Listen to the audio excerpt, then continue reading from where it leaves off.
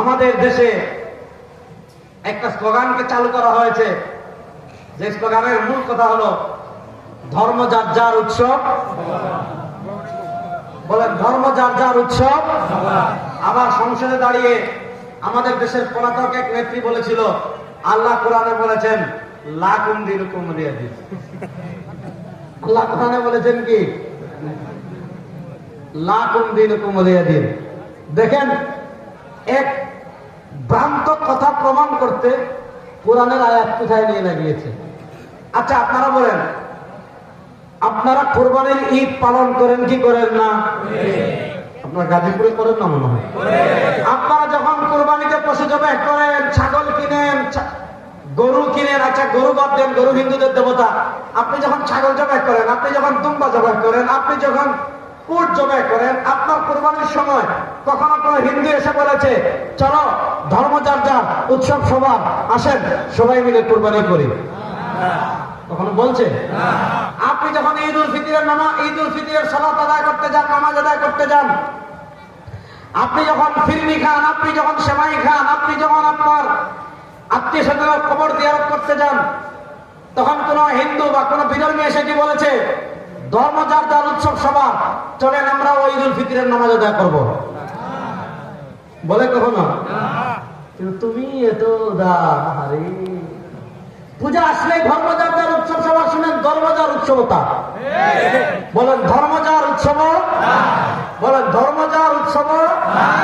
এবার আসেন লাকুম দিনুকুম ওয়ালিয়া দিনের একটু ব্যাখ্যা করি, তাহলে আরো সহজ করে বুঝবেন।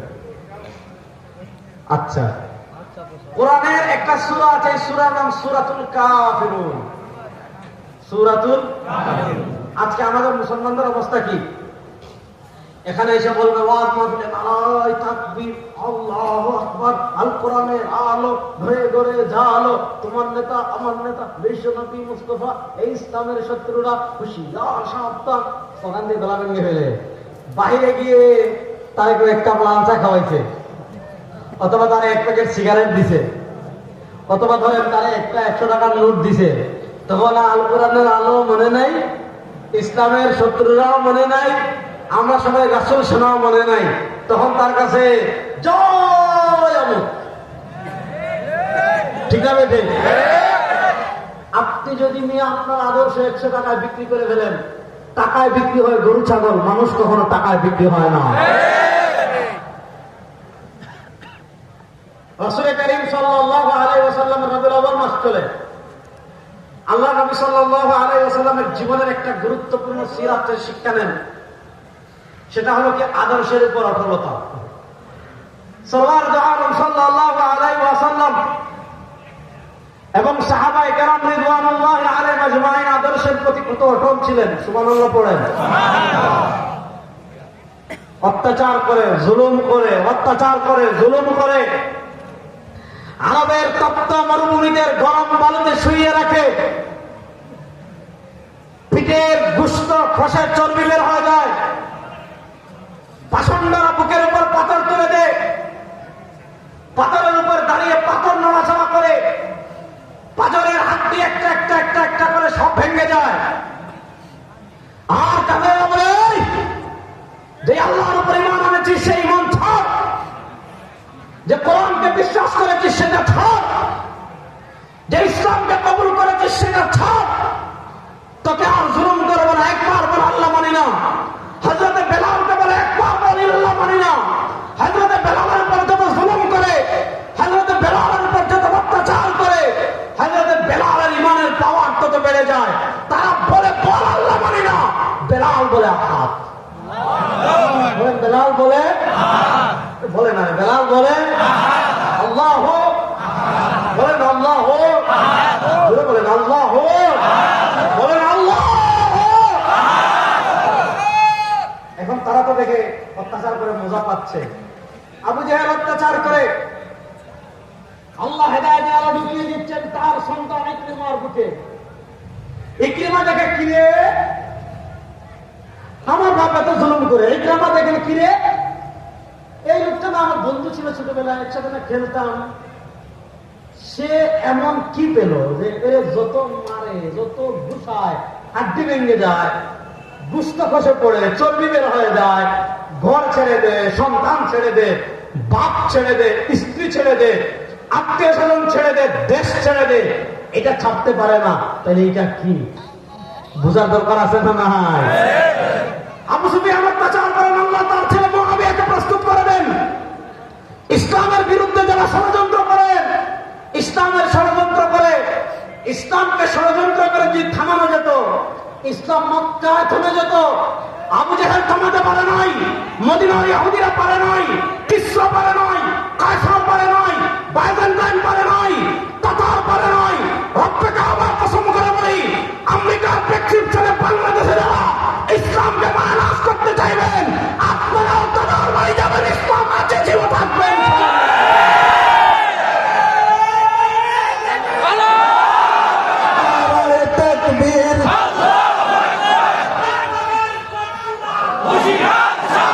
ভালো করে শোনেন,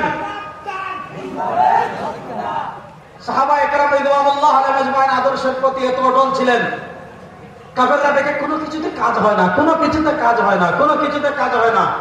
এবার এসে বলে, মুহাম্মদ সাল্লাল্লাহু আলাইহি ওয়াসাল্লাম, টাকা লাগবে নাও, পয়সা লাগবে নাও, নারী লাগবে নাও, নেতা হবে নাও, কি লাগবে সব নাও, সমস্যা নেই। এই মুক্তির বিরুদ্ধে বলা বাদ দাও। সরওয়ার দো আলম সাল্লাল্লাহু আলাইহি ওয়াসাল্লাম বলে, আরে ওটা কিসের টাকার লোভ দেখাও, কিসের পয়সার লোভ দেখাও। লাবদাতুন ফি ইয়াদিল ইউমনা শামস ওয়া ফি ইয়াদিল ইউসরা কমর। যদি তোমরা আমার ডান হাতে চন্দ্র রেখে দাও আর আমার বাম হাতে সূর্য দিয়ে বলো আল্লাহর তাওহীদ এবং রিসালাতের দাওয়াত বন্ধ করো, আমরা আমার নবী বলেন চন্দ্র সূর্য দিলেও ইসলামের মিশন বন্ধ হবে না। আর আজকে আমাদের অবস্থা মনে করেন 20 টাকা, 40 টাকা, 100 টাকা, 200 টাকা, 1000 টাকা, 2000 টাকা, খবর নাই, ঠিক না ভাই? ঠিক। কোনো কিছুতে কাজ হচ্ছে না, মনোযোগ। মক্কার কাফেররা ত্যক্ত বিরক্ত হয়ে গিয়েছে, কি রে এত মায়ের মারি, এত জুলুম করি, শিয়াবে আবু তালিবে বন্দি করে রাখলাম, খাবার পায় না, গাছের পাতা খেলো, বাচ্চাদের চিল্লা চিল্লিতে আরবের আকাশ বাতাস ভারী হয়ে গেল, তাও আওয়াজ বন্ধ করে না। এখন তারা এসছে ঐক্যের প্রস্তাব নিয়ে। শুনেন, আগুন আর পানি কখনো একত্রিত হয় না, হয় পানি বিজয়ী হবে, পানি বিজয়ী হলে আগুন নিভে যাবে, অথবা আগুন বিজয়ী হবে, আগুন বিজয়ী হলে পানির অস্তিত্ব থাকে না। ঠিক তেমনি ভাবে ইসলাম আর কুফরি মতবাদ কখনো একসাথে হতে পারে না। ওই ইসলাম জিতবে না হয় কুফর জিতবে, ওই ইসলাম জিতবে না হয় সেকুলারিজম জিতবে, ওই ইসলাম জিতবে না হয় ন্যাশনালিজম জিতবে, ওই ইসলাম জিতবে না হয় ডেমোক্রেসি জিতবে। ইসলাম আর ধর্মনিরপেক্ষতা একসাথে চলে না, ইসলাম আর কুফরি তন্ত্রমন্ত্র একসাথে চলে না। বাংলাদেশে আপনারা 54 বছরে কুফরি তন্ত্রমন্ত্র দিয়ে পরিচালনা করেছেন, আর ধর্মনিরপেক্ষতা বাংলাদেশ দেখতে চাই না। এবার আল্লাহ কোরআনের বাংলাদেশ, ইসলামের বাংলাদেশ।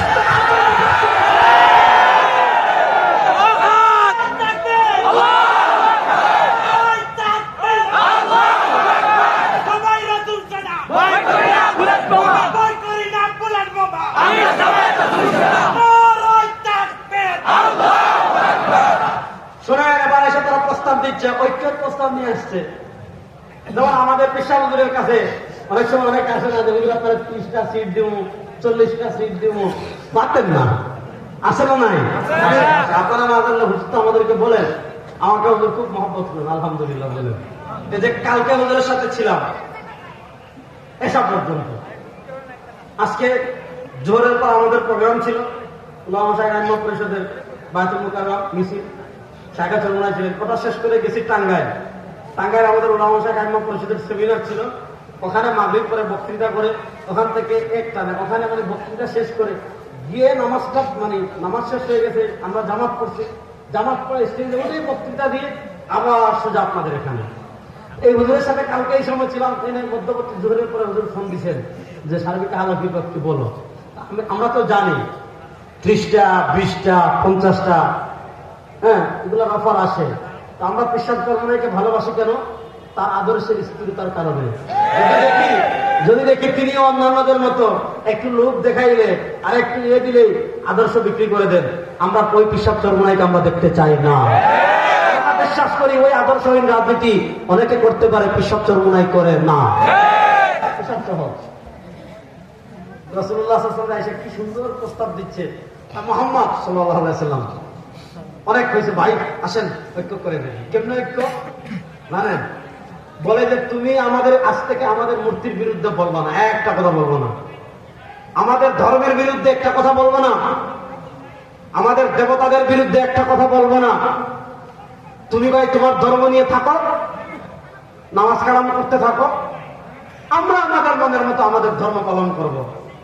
তুমি তোমার মতো, আমরা আমার মতো। তবে আমরা মাঝে মধ্যে তোমাদের নামাজে যাব, আমরা মাঝে মধ্যে তোমাদের ঈদে যাব, আমরা মাঝে মধ্যে তোমাদের জুমায় যাব, তোমরা মাঝে মধ্যে আমাদের পূজায় আসবা, আমাদের ওকাজ মেলায় আসবা, আমাদের নাইরুজে আসবা, অথবা যেদিন আমরা সবাই মিলে মূর্তিকে পূজা করি, উৎসব করি, ওই দিন তোমরাও আসবা, আমরাও যাব, তাহলে আর কোনো সমস্যা নেই। এই যখন তারা এই প্রস্তাব দিল, ঈমান আর কুফরকে এক করার প্রস্তাব দিল, আল্লাহ তাআলা তখন সীমানা নির্ধারণ করে কোরআনুল কারীম একটা সূরা নাযিল করেছেন, যে সূরার নাম হলো সূরাতুল কাফিরুন। আল্লাহ আয়াত নাযিল করলেন, কুল ইয়া আইয়ুহাল কাফিরুন লা আ'বুদু মা তা'বুদুন ওয়া লা আনতুম আ'বিদুনা মা আ'বুদ ওয়া লা আনা আ'বিদুম মা আ'বাদতুম ওয়া লা আনতুম আ'বিদুনা মা আ'বুদ লাকুম দীনুকুম ওয়ালিয়া দীন। আল্লাহ সূরাতুল কাফিরুন আয়াত নাযিল করলেন, কুল, ও নবী আপনি বলে দিন, ইয়া আইয়ুহাল কাফিরুন, হে কিয়ামত পর্যন্ত আগত সকল কাফের গোষ্ঠী, তোমাদেরকে আমি স্পষ্ট মেসেজ দিচ্ছি, লা আ'বুদু মা তা'বুদুন, তোমরা ইবাদত করো মূর্তি, তোমরা ইবাদত করো চন্দ্রের, তোমরা ইবাদত করো সূর্যের, তোমরা ইবাদত করো তারকার, তোমরা ইবাদত করো আগুনের, তোমরা ইবাদত করো পাথরের, তোমরা ইবাদত করো নেতার, তোমরা ইবাদত করো নেত্রীর, তোমরা ইবাদত করো আবু জাহেলের। মুসলমান একমাত্র ইবাদত করে কার? আল্লাহ। তার আসতে বলেন রে মুসলমান রে, ইবাদত করে একমাত্র কার? আবুদু মা তা'বুদুন। আমাদের জান চলে যেতে পারে, জীবন চলে যেতে পারে, সম্পদ চলে যেতে পারে, ঘর চলে যেতে পারে, বাড়ি চলে যেতে পারে, সন্তান চলে যেতে পারে, আমাদের জীবনের সবকিছু আমরা বিসর্জন দিতে পারি, আল্লাহ ছাড়া কারোর কাছে মুসলমান মাথা নত করতে পারে না, কাউকে সিজদা দিতে পারে না। মুসলমান ইবাদত করে একমাত্র কার? যে বলো না, মুসলমান ইবাদত করে একমাত্র কার? ইয়াকা না'বুদু ওয়া ইয়াকা নাস্তাঈন। আমরা আমেরিকারে ডরাই, ভারতকে তো ডরাই, আমরা 24 ঘন্টা রেডি ইনশাআল্লাহ। যুবকরা বলে না ইনশাআল্লাহ, যুবকরা বলো না ইনশাআল্লাহ। পৃথিবী চূড়ান্ত লড়াইয়ের দিকে এগিয়ে যাচ্ছে ইনশাআল্লাহ, পৃথিবী চূড়ান্ত সমাপ্তির দিকে এগিয়ে যাচ্ছে ইনশাআল্লাহ। এখন যত সময় যাবে পৃথিবীতে ইসলামের পতাকা খালি পথ পথ পথ পথ করে উঠতে থাকবে ইনশাআল্লাহ। রব্বে কাবার কসম করে বলছে, এই শতাব্দীতে ইসলামের বিজয় কেউ দবায় রাখতে পারবে না ইনশাআল্লাহ। এই শতাব্দীতে আফগানিস্তানে ইসলামের পতাকা উড়েছে, এই শতাব্দীতে সিরিয়ায় উড়েছে, এই শতাব্দীতে আফ্রিকায় উড়বে, এই শতাব্দীতে তুর্কিতে উড়বে, এই শতাব্দীতে জাজিরাতুল আরবে উড়বে, এই শতাব্দীতে ফিলিস্তিন বিজয় হবে, এই শতাব্দীতে আকসা আবার আমাদের হাতে আসবে, এই শতাব্দীতে বাংলাদেশের কালেমার পতাকা উড়বে।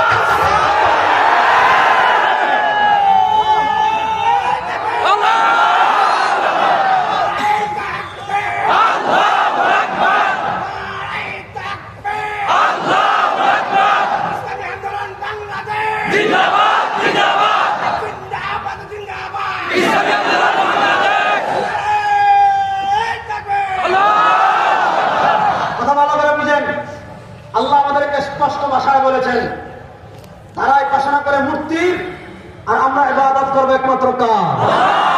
বলে আমরা ইবাদত করবো একমাত্র কার? আমাদের নামাজ এটাও ইবাদত, আমাদের রোজা এটাও ইবাদত, আমাদের হজ এটাও ইবাদত, আমাদের যাকাত এটাও ইবাদত, আমাদের তাহাজ্জুদ এটাও ইবাদত, আমাদের রাজনীতি এটাও ইবাদত। আমরা যেই নিয়তে নামাজ পড়ি, যেই নিয়তে তাহাজ্জুদ পড়ি, যেই নিয়তে রোজা রাখি, যেই নিয়তে হজ করি, যেই নিয়তে যাকাত দিই, ওই নিয়তে রাজনীতি করি। সুতরাং আমাদের হারার কিছুই নাই। লা আবুদু মা তা'বুদুন, তোমরা যাদের ইবাদত করো আমি তার ইবাদত করব না। ওয়ালা আনতুম আবিদুনা মা আবুদ, আমরা আল্লাহর ইবাদত করি, তোমাদেরকে আমরা জোর করে আল্লাহর ইবাদত করাবো না। কেউ যদি আল্লাহর ইবাদত না করতে চায় তারা কি আল্লাহর ইবাদত করতে বাধ্য? দেখেন, লা ইকরাহা ফিদ্দীন, ইসলাম গ্রহণের ক্ষেত্রে কাউকে জোর জবরদস্তি করা যাবে না। কেউ যদি ইসলাম গ্রহণ না করে তাকে পিস্তল দেখিয়ে, অস্ত্র দেখিয়ে, ক্ষমতা দেখিয়ে, আর্মি দিয়ে, বিডিআর দিয়ে, বিজেপি দিয়ে তাকে কালেমা পড়ানোর কোন বিধান ইসলামে আছে?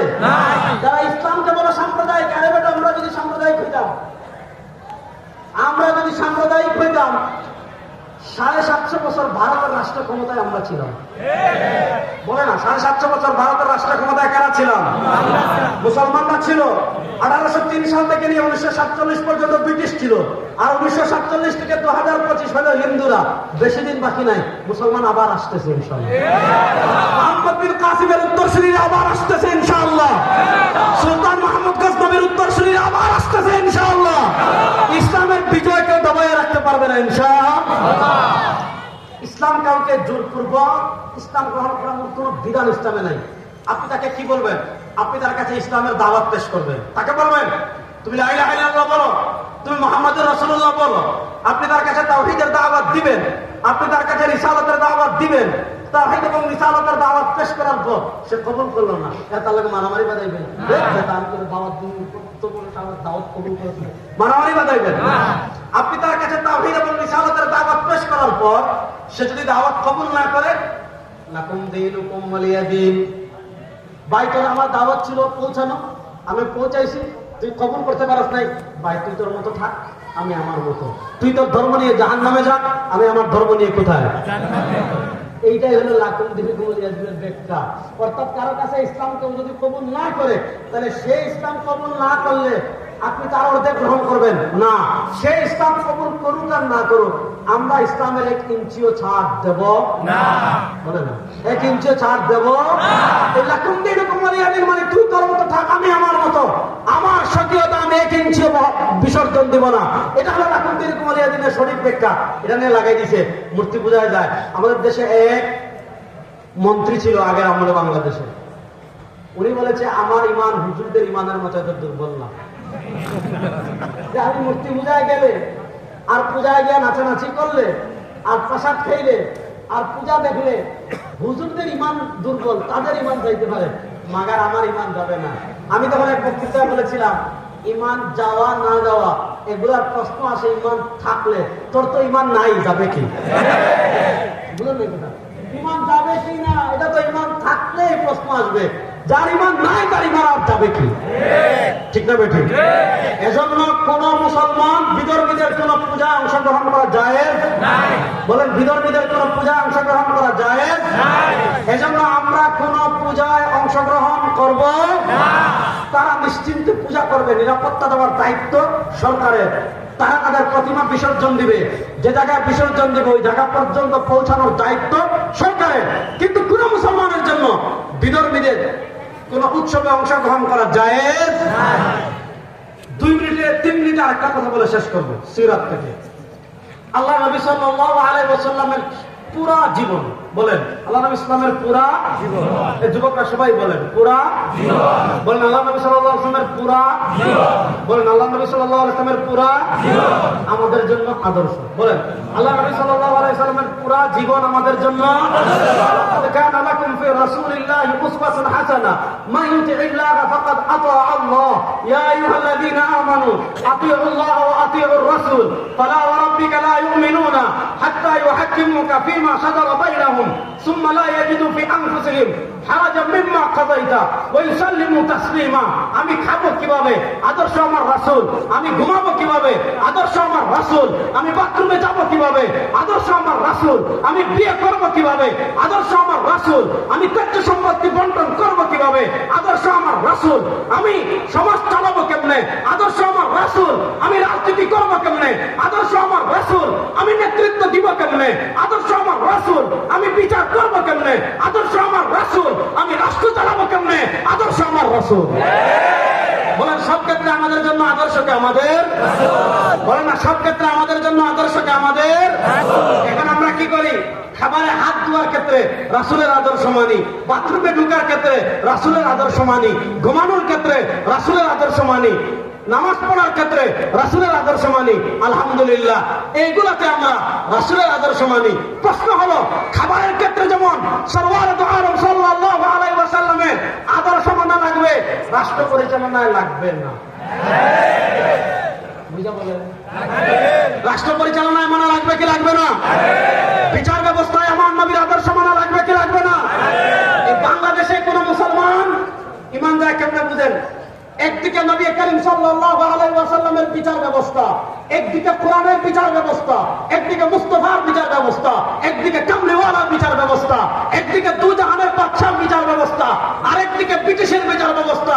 এখন কেউ যদি মনে করে মুস্তাফার বিচার ব্যবস্থা থেকে, কেউ যদি মনে করে কামলিওয়ালার বিচার ব্যবস্থা থেকে, কেউ যদি মনে করে কোরআনের বিচার ব্যবস্থা থেকে ব্রিটিশের বিচার ব্যবস্থা ভালো এবং উন্নত, তার মধ্যে আর মদিনার মক্কার কাফের মুশরিক বেঈমানদের মধ্যে কোনো পার্থক্য নেই। বিচার ব্যবস্থায় আমার নবীর আদর্শ পৃথিবীর শ্রেষ্ঠ, রাষ্ট্র পরিচালনায় আমার নবীর আদর্শ পৃথিবীর শ্রেষ্ঠ আদর্শ। ও বাংলাদেশের মুসলমান, আপনাদেরকে আমরা সব জায়গায় সতর্ক করছি। এই 54 বছর ধর্ম নিরপেক্ষতা দেখেছেন, এই 54 বছর ন্যাশনালিজম দেখেছেন, এই 54 বছর ডেমোক্রেসি দেখেছেন, এই 54 বছর সংবিধানের চারটাধারার সোশ্যালিজম দেখেছেন। সোশ্যালিজমের বাংলাদেশ, ন্যাশনালিজমের বাংলাদেশ, ডেমোক্রেসির বাংলাদেশ, এরপরে হলো ধর্ম নিরপেক্ষতা, নর্মনিরপেক্ষতার বাংলাদেশ দেখেছেন। আমাদের মুক্তিযুদ্ধের প্রকৃত চেতনা কেউ বাস্তবায়ন করতে পারে নাই। মানুষের জানের নিরাপত্তা কেউ দিতে পারে নাই, বোনদের ইজ্জতের নিরাপত্তা কেউ দিতে পারে নাই, বিচার ব্যবস্থা সুবিচার কেউ নিশ্চিত করতে পারে নাই। 54 বছরের বাংলাদেশে নানা তন্ত্র দেখেছেন, নানা মন্ত্র দেখেছেন, নানা তন্ত্র দিয়ে যারা সমাজ পরিচালনা করেছে। নদীতে লাশ পেয়েছেন, ড্রেনে লাশ পেয়েছেন, রাস্তায় লাশ পেয়েছেন, পাহাড়ে লাশ পেয়েছেন, ঘরে লাশ পেয়েছেন, মসজিদে লাশ পেয়েছেন। লাশ আর লাশ, এই লাশের রাজনীতি বাংলাদেশে আর চলবে না। যেই চেতনা, যেই চিন্তা, যেই মতবাদ লাশ বন্ধ করতে পারে না, মানুষের জানের নিরাপত্তা দিতে পারে না, ওই ব্রিটিশের পতাকা বাংলাদেশে আর চল দেবে না।